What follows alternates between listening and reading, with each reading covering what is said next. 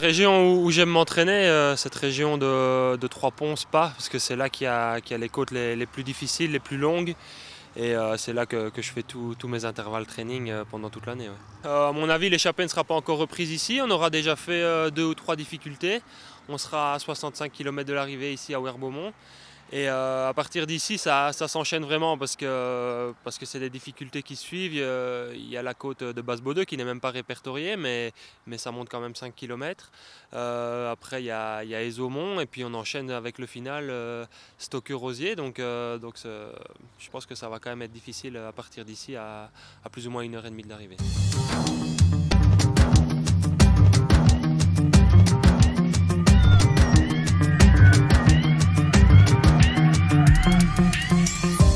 À Trois-Ponts et là on rentre dans la côte d'Ezemont. Oui, celle-là elle est répertoriée en 3e catégorie. Donc c'est une bosse quand même un peu plus raide, un peu plus typique au milieu de la forêt. Ça doit faire à mon avis 3 bons kilomètres. Et alors ici au sommet on rejoint le même sommet que la côte de Wanne qui est plus connue. Ici on se situe plus ou moins à 40 km de l'arrivée. Tu crois que c'est justement un terrain propice à une tentative d'échappée ?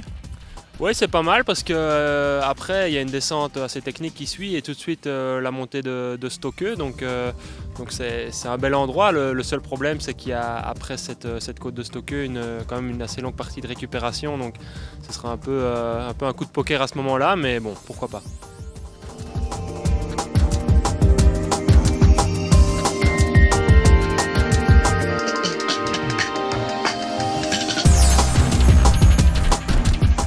Est-ce que c'est un gros avantage de connaître le profil des ascensions que vous allez négocier ?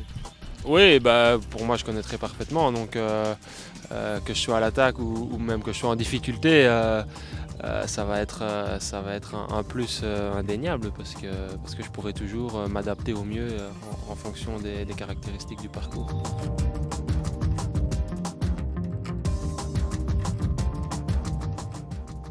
Si tu devais citer 5 noms de coureurs auxquels cette étape se prête particulièrement ? Oui, Voigt, Cancellara. Après, c'est difficile parce qu'il y a des coureurs qui pourraient aussi faire quelque chose, mais qui jouent le général, donc qui vont peut-être pas non plus prendre des risques et tout tenter sur la 2e étape seulement. Tous les sprinteurs en général.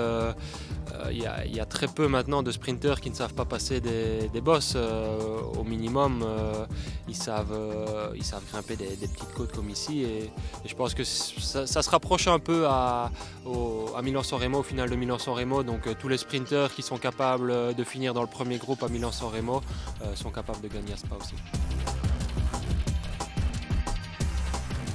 Donc après la côte du Rosier, il y a une descente qui se négocie en plusieurs parties. Et alors on redescend quasiment sur Spa, mais on fait tout le tour par l'usine d'eau. Et on arrive au début de la ville avec un long virage sur la droite et on aborde cette dernière ligne droite, à mon avis au moins 2 km, en faux plat montant, une avenue très très large. Donc ça va être quelque chose d'assez particulier si ça vient en sprint. C'est un sprint qui va faire très très mal parce qu'on va voir l'arrivée de très très loin forcément et ça va monter. Et à mon avis, il y a des gars qui auront tendance à lancer le sprint de loin. Donc même pour ceux qui attendent, ils devront forcément suivre le mouvement et ça va faire très mal aux jambes. Donc il faudra un gars puissant. Il y a eu Schoft, mais il y aura aussi Fréré et même Cavendish s'en sort bien dans ce genre de truc aussi. Donc ça va être assez ouvert. Avec 3 journées qu'on passera en Belgique, j'imagine que tous les fans de Maxime Montfort seront aussi au bord de la route. Ça donne une motivation et j'espère que ça va me porter un plus, mais bon voilà, le vélo reste difficile et non, j'espère sincèrement que les gens seront là et que ça me donnera le petit plus pour tenter de faire la différence.